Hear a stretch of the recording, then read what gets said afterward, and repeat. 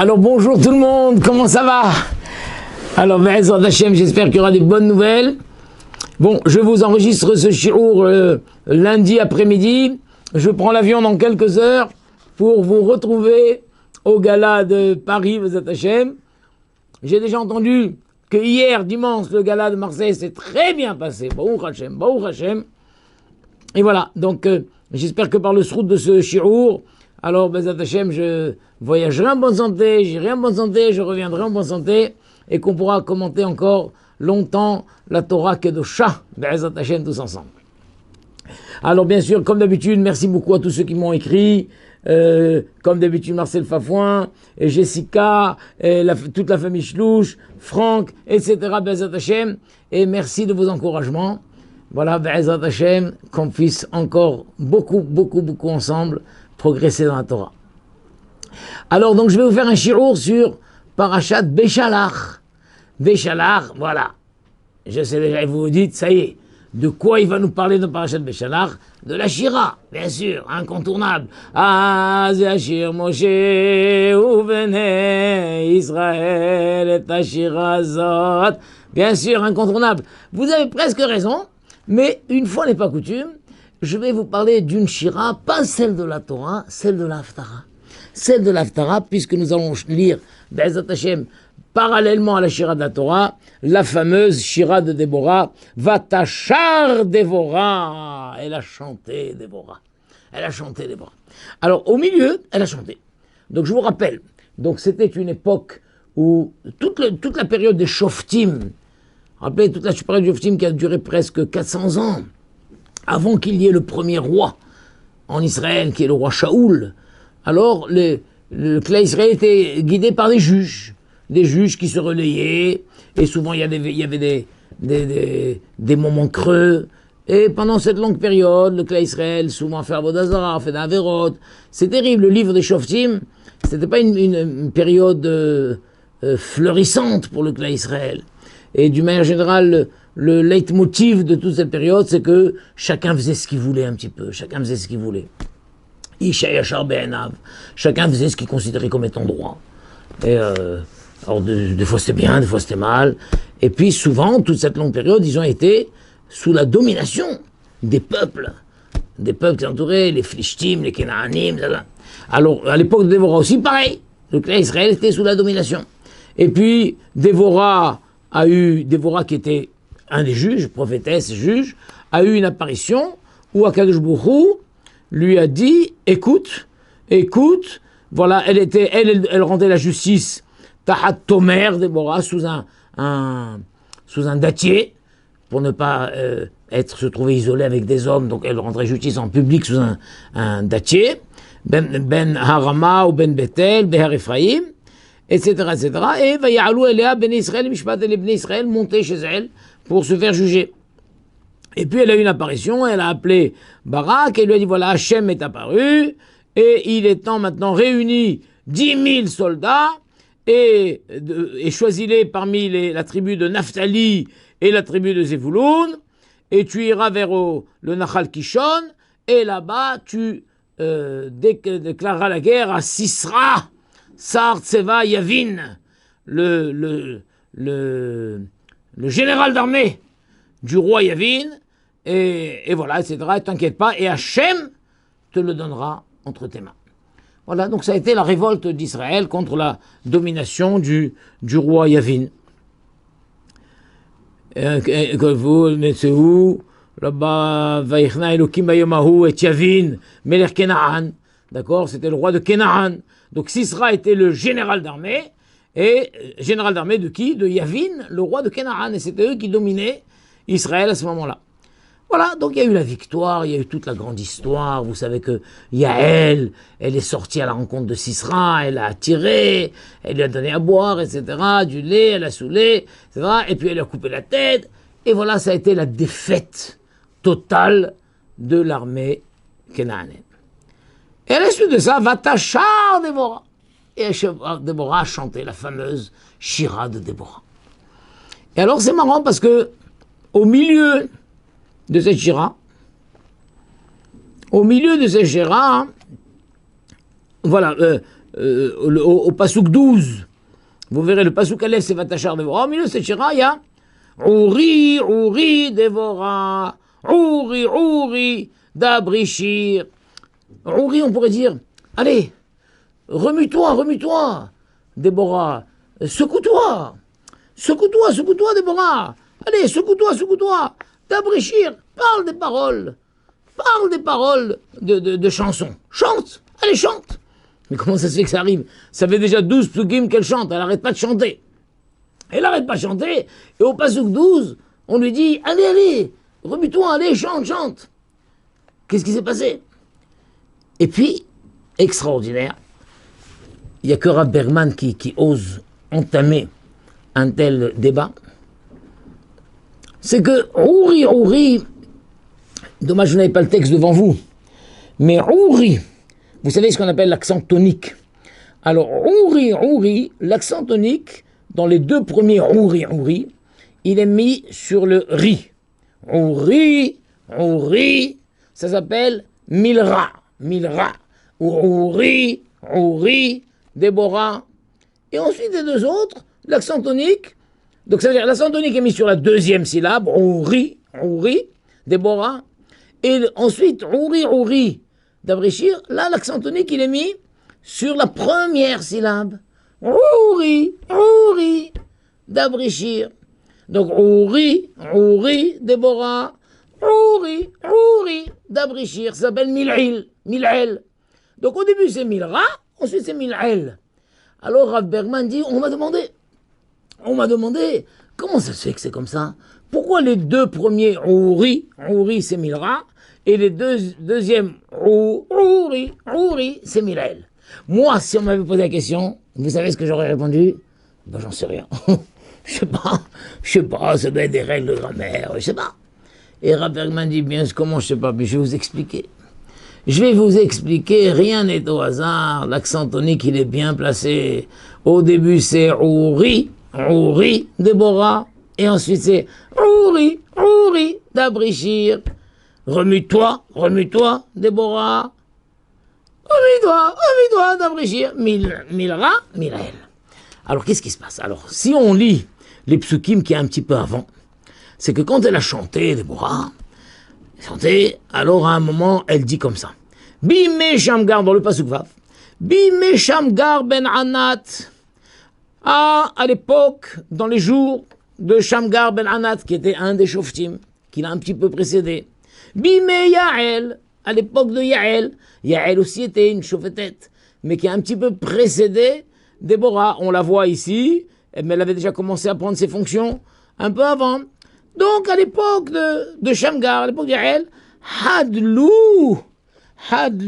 orachot.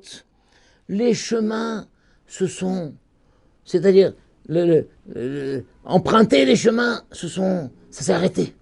Sont interrompus. On n'a plus emprunté les chemins. Veolche netivot. Et ceux qui allaient, ceux qui voyageaient, les voyageurs, les marcheurs, Yelchou orachot akalkadot. On commençait à aller par des chemins tortueux. C'est-à-dire qu'à cette époque-là, il devenait dangereux de circuler librement, de voyager d'un endroit à l'autre. Ah, c'était une époque dangereuse. Et ceux qui voulaient voyager vraiment n'empruntaient plus les routes normales, il fallait prendre des routes tortueuses. Hadlou perazon be'Israël, hadelou. Alors toutes les villes, parce que vous savez, il y a des villes entourées du muraille et des villes ouvertes. Alors les villes ouvertes, c'est fini, se sont arrêtées, se sont vidées. Les gens n'habitaient plus dans des villes ouvertes. Pourquoi? C'était dangereux, les Cananéens venaient les massacrer. Hadlou perazot be'Israël, hadelou. Les villes ouvertes dans Israël se sont arrêtées, elles ont été désertées, elles ont été abandonnées.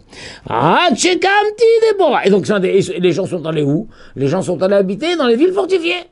Donc les gens ont quitté les villes ouvertes pour aller habiter dans les villes fortifiées.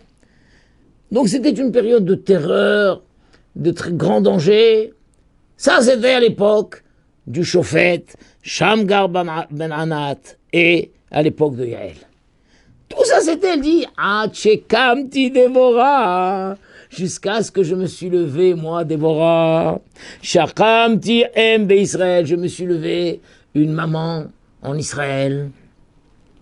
Ifrar Elukim Hadashim, etc., etc., etc. Elle continue, et elle dit à un moment comme ça, Sham itanu tzidkot Hashem tzidkot, pizrono beIsraël. Az yardou lish'arim amashem. Alors à ce moment-là, qu'est-ce qui s'est passé?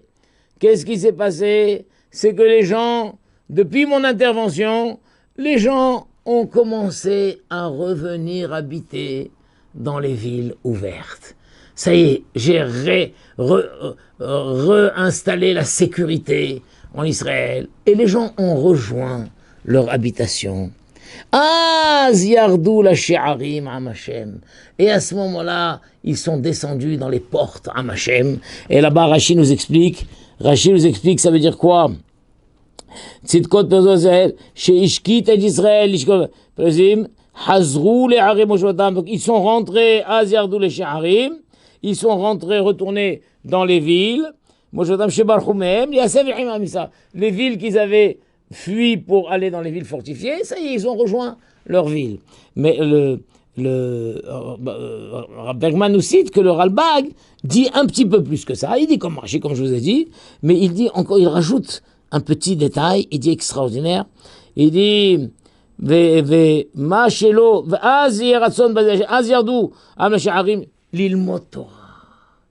le mot she'arim aussi, ils sont descendus dans les portes. On voit que she'arim s'appelle, souvent quand on parle des portes, c'est les chivotes. Alors, les gens sont retournés dans les chivotes librement. Les chivotes ont été désertés, les gens n'allaient plus aux cours, c'était dangereux d'aller aux cours, c'était dangereux d'aller à la synagogue, c'est dangereux. Mais maintenant, ça y est, depuis mon intervention, Baruch Hashem, les gens peuvent de nouveau aller descendre dans les she'arim, l'ilmod Torah, pour étudier la Torah. Mashelo ayu echolim bo kodem ze, ce qu'ils ne pouvaient plus faire depuis. Avant ça, ils ne pouvaient plus le faire. Ki aderech haya sagour lifnehem epi avim, tous les chemins étaient bloqués, bouchés, c'était des barrages, devant, on ne laissait plus passer personne. Ve koved hashirboud, et en plus, la dureté de la servitude, Gamken ayamone amizé, les empêcher d'aller étudier la Torah. Incroyable. Donc, Déborah se glorifie, Baruch Hashem, avant que je n'intervienne, avant que je n'apparaisse. Alors, le peuple d'Israël, ça fait un moment que les yeshivot ont été désertés, les chemins ont été désertés, et devant le danger, devant la difficulté de l'asservissement, alors plus personne n'étudiait la Torah. Et moi je me suis levé, Déborah. Et Baruch Hashem, une maman, en Yahem Israël, et j'ai rétabli tout ça. Alors regardez, je vous sens là, vous dites un petit peu, oula, elle a haussé le ton, Déborah. Eh bien regardez ce qui s'est passé, une chose incroyable. Sur cette shira, sur ce parti, cette auto-glorifie, elle s'auto-glorifie, eh bien la Torah dit que, la Gemara raconte que Déborah a été jugée dans le ciel pour ça. Elle a été jugée dans le ciel. C'était trop. Là-bas, vous verrez dans Gemara Psachim, Samervav Amudbet, a dit Rav Yehuda Rav, Kol Amityaher, tout celui qui s'enorgueillit, Im haramu, si c'est un sage, eh bien sa sagesse le quitte. Ve'im naviu, et si c'est un prophète, neviato mistalekemenu, sa prophétie le quitte. Il perd sa prophétie. D'où on apprend ça? Parce qu'on voit que Déborah a dit Hadlou perazin be'Israël. Ça y est, toutes les villes ouvertes en Israël, ça n'a plus existé. Les gens ont fui les villes ouvertes. Déborah. Jusqu'au moment où moi je me suis levé, Déborah. Chacun tient un Israël. Je me suis levé un Israël. Et à ce moment-là, j'ai rétabli la sécurité. Et les gens sont revenus habiter dans les villes ouvertes, et les chemins ont été de nouveau ouverts, et les gens ont pu circuler librement, et ils ont pu aller à la yeshiva étudier la Torah. Et alors après ça, elle a dit ça, et on voit qu'elle a été punie. Pourquoi? Parce qu'on voit qu'il y a marqué après, on rit, Déborah. Réveille-toi, Déborah, remue-toi, Déborah. Ouri. Réveille-toi, d'Abrichir. Parle des paroles de chansons. Chante. Rachid dit là-bas, tu es Déborah. Quand elle dit jusqu'à ce que moi je me suis levé, Déborah, Yohara. C'est un orgueil. On n'ose pas le dire, c'est l'orgueil. Shaïta mashpel, pourquoi? Shaïta mashpelet amanhigim chez les fanères. Parce qu'elle a un peu, comment dire mashpelet, elle a rabaissé l'honneur de ceux qui l'ont précédé, des guides qui l'ont précédé. Elle prend la gloire pour elle-même. Et le Rav Bergman explique comme ça. Il y a deux choses. En soi, c'était trop. Elle s'est trop glorifiée. Mais en plus, elle a dit le nom. C'était à l'époque de Shamgar. À l'époque de Shamgar. Comment il s'appelle de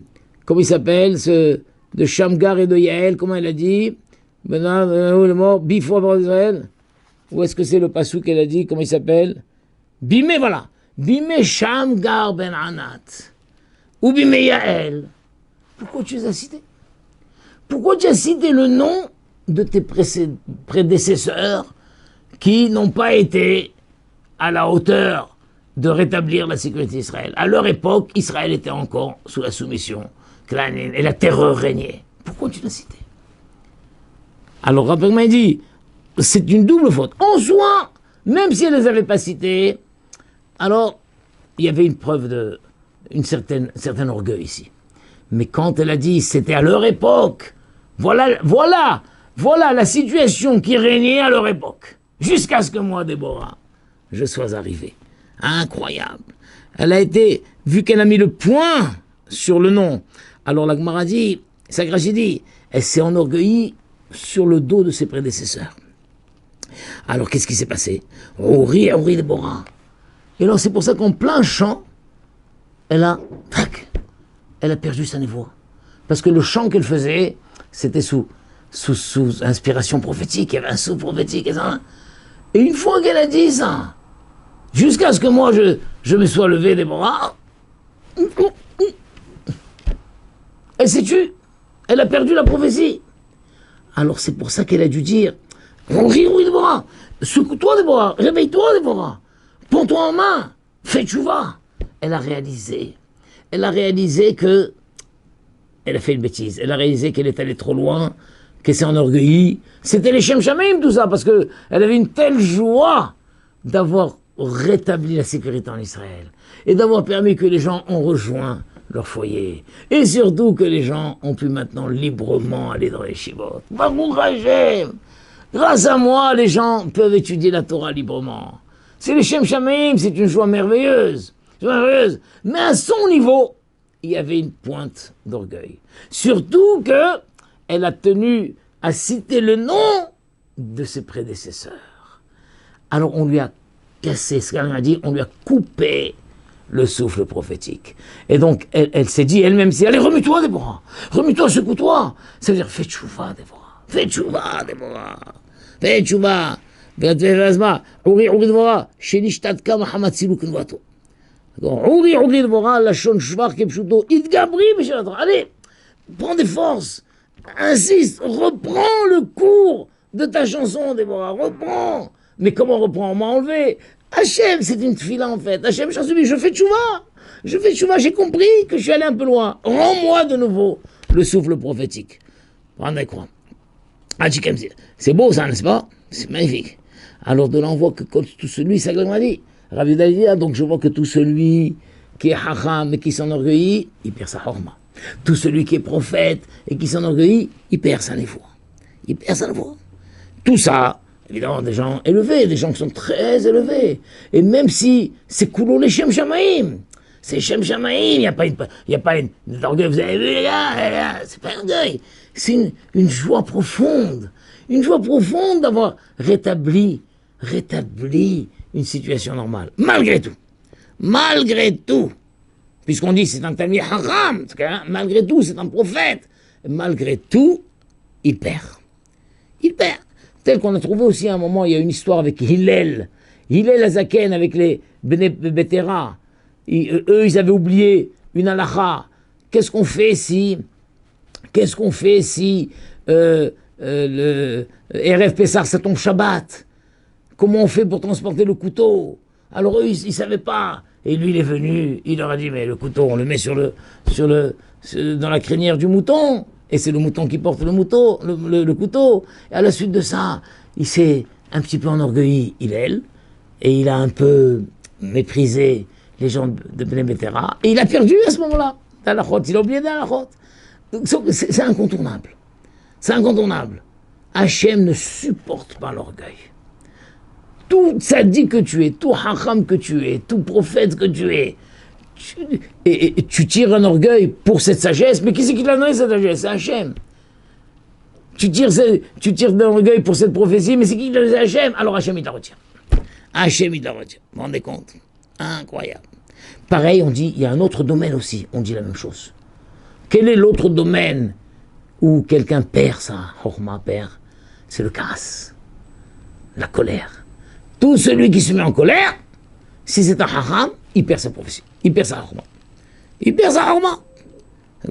Et même aussi on dit, et si on avait, c'est encore pire que ça, parce qu'on avait dit que si dans le ciel, on avait prévu de lui donner une certaine grandeur, une certaine promotion, on avait prévu une promotion pour lui, il s'est mis en colère, on lui retire la promotion. On était à 2 doigts de te nommer, tu t'es mis en colère. Tu étais le prochain Rosh Yeshiva, tu étais le prochain Manik, tu t'es mis en colère, rac. On efface la promotion. C'est incroyable ça. Incroyable. C'est-à-dire quand on réfléchit bien, même si quelqu'un est Shem Shamaim, c'est un tzaddik, c'est un hacham, c'est un prophète, mais il y a 2 choses qu'Hachem ne supporte pas. L'orgueil et la colère. Tout tzaddik que tu es, tout hacham que tu es, tout prophète que tu es, si tu es orgueilleux ou si tu es coléreux, Hachem te retire ta chorma, te retire ta prophétie. Et s'il y avait une promotion qui était prévue pour lui, on la lui retire. C'est terrible, terrible, terrible, terrible. Alors il dit, avec ça maintenant on comprend pourquoi les 2 ta'amim. On a dit, au début c'est Ouri, Déborah. Ouri, Déborah, c'est Milra. L'accent tonique, il est sur la deuxième consonne, le deuxième syllabe. Ouri, Déborah. Ça veut dire, c'est Milra, ça veut dire d'en bas. Ouri, ça veut dire Déborah. Allez, maintenant, c'est à toi de rattraper le coup. C'est à toi de rattraper le coup. Comme on dit, vous savez ce qu'on dit, quand il faut It'ororut dil tata, et ça déclenche la It'ororut dil ela. Il y a des situations où c'est bloqué dans le ciel. Hachem ne débloquera dans le ciel que si d'en bas, ça doit venir d'en bas. It'ororut dil tata. Il faut qu'il y ait un réveil d'en bas. Et s'il y a un réveil d'en bas, bon, alors ça ouvre, ça provoque un réveil d'en haut. It'ororut dil tata, ça provoque It'ororut dil ela. Alors ça qu'on dit Ouri, Déborah. On t'a coupé maintenant là, on t'a coupé la prophétie, c'est à toi maintenant de rétablir, c'est à toi de faire tchouva, c'est à toi de prier, c'est de toi que ça doit venir. Et une fois qu'elle a fait ça, Déborah, alors on lui montre qu'on a accepté cette fille-là. On a accepté cette tchouva, on a accepté. Alors maintenant c'est la réponse du haut. Ouri, d'Avrichir. Allez, remets-toi, d'Avrichir. Une fois que toi tu as fait l'Aït'orut dil tata, tu t'es remise en cause et tu as fait tchouva et tu as réparé cette forme d'orgueil. Allez, Ouri, allez, remets-toi, réveille-toi, d'Avrichir. Continue ta chanson. Incroyable. Donc c'est pour ça qu'on avait dit, mais ça fait déjà 12 psukim qu'elle chante. Maintenant il dit continue. Parce qu'au bout de 12 psukim, on lui a coupé, plaque. Elle n'était plus capable de continuer à chanter. Pourquoi? Parce qu'il y a eu cette preuve d'orgueil. Elle a compris ça, elle s'est réveillée, elle a fait tchouva, Et alors on lui a donné la permission. Allez, continue à chanter maintenant. C'est magnifique ou non? Maintenant, pour rajouter quelque chose avant de terminer, on voit que Rabbi Bergman dit, mais cependant, une fois que le Ori, c'est Pasuk 12, elle a dit, quand elle a dit Hachekam ti Déborah, c'est le Pasuk 7. Dans le Pasuk 7, jusqu'à ce que moi, Déborah, je me sois levé. Mais après, et c'est là qu'à ce moment-là, elle a perdu la prophétie. Mais pourtant, on voit qu'elle a encore fait le Pasuk 8, le Pasuk 9, le Pasuk 10, le Pasuk 11. Elle a terminé tout ce qu'elle avait à dire, jusqu'à ce qu'elle a fini par dire She'arim, jusqu'à ce qu'elle a dit Yardou li She'arim am Hashem. Ils sont descendus dans les portes, là, am Hashem. Ça y est, j'ai permis l'ouverture des yeshivot. Alors, mais Sarah Bergman dit, comment se fait-il, puisque dès ce moment-là, on lui a déjà coupé la possibilité de continuer à chanter. Mais pourquoi on l'a laissé chanter encore 4 psukim, et c'est qu'après, de la Rav Bergman dit, on apprend un yesod merveilleux. Quelqu'un est en train de parler, et on n'est pas d'accord avec ce qu'il dit. Et il dit une bêtise. Eh bien, le derech eretz est qu'on le laisse aller jusqu'au bout. Déborah, à la suite, après qu'elle ait dit, jusqu'à ce que moi, Déborah, je me sois levé, moi, une Israël, une mère Israël, à ce moment-là, on devait lui retirer le micro. Mais ça ne se fait pas. Alors on a dit, laissons-la terminer son idée. Laissons-la terminer son idée. Sa première idée était de dire, grâce à moi, les gens, la sécurité est revenue, les gens ont repris leur habitation, et de nouveau, le chemin des yeshivot était ouvert. Stop! Déborah, ça y est.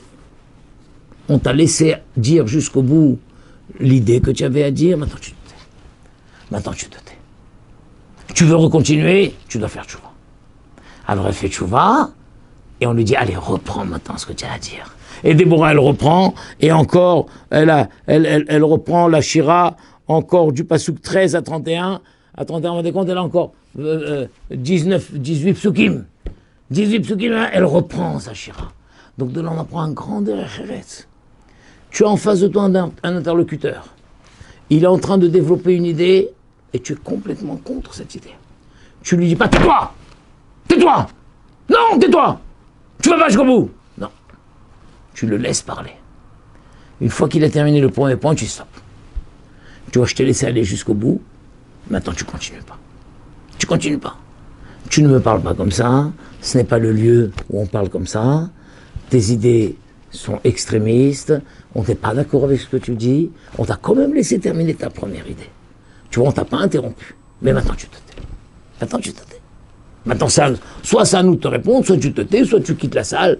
Mais de là, on voit le Rav Bergman dit, Shishmon Mikar, Midat derech eretz. Aujourd'hui, ça n'existe plus, ça. Quelqu'un, il ne peut pas terminer. Non, tais-toi, tu parles pas, on ne fait pas le non. Il dit, Shikshadam Medaber. Quand un homme parle, et l'autre entend ce qu'il dit. Et il est scié, il n'est pas du tout d'accord. Il dit, mais qu'est-ce qu'il est en train de dire là? Qu'est-ce qu'il est en train de dire? Bien que l'autre est complètement opposé à ce qu'il dit. Mais qu'est-ce qu'il est en train de dire? Mais qu'est-ce qu'il est en train de dire? Comme ça. On ne peut pas l'interrompre au milieu. Et la tsarir, la tête, le efsharut, les sayem et bien qu'il a perdu, incroyable. Dès la première phrase, il a perdu son droit de parole. Il a perdu son droit de parole. Et on va le lui dire, tu as perdu ton droit de parole. Parce qu'ici, on ne parle pas comme ça. Parce que de cette manière, parce que c'est dire là. Mais on lui laisse terminer malgré tout sa première idée. Une fois qu'il a terminé, il stoppe. Sache que tu as perdu ton droit de parole dès la première phrase. On t'a quand même laissé parler jusqu'au bout. Mais tu n'en rajoutes plus maintenant. D'accord? C'est ça qui s'est passé avec Déborah. Déborah, tu as perdu ton droit de parole. Tu as perdu ton droit de parole. Tu as commencé à t'enorgueillir sur le dos de tes prédécesseurs. Tu as perdu ton droit de parole. Mais malgré tout, termine ce que tu as à dire. La première idée. Et prac! Là, on lui a enlevé la voix. Elle a fait tchouva. Elle s'est renforcée. Elle a prié. Et on lui a réaccordé le droit de parole. C'est beau, hein? C'est magnifique ça. C'est pourquoi Ori, Ori, Déborah. Ori, d'Avrichir. Rendez compte? Vous le verrez sur le texte. Vous verrez, des deux Ori, il y a 2 petits accents sur le Resh, et l'après, c'est 2 accents sur le Raïm. Et on a demandé à Rav Bergman, mais pourquoi c'est comme ça? Il n'a pas dit j'en sais rien. Il a dit je vais vous expliquer. Magnifique, ça valait le coup. Allez, bracha ve'atzlacha. Je fonce faire ma valise et je vais prendre l'avion. Bezat Hashem. Atzlacha raba. Kol tuv, Shabbat shalom.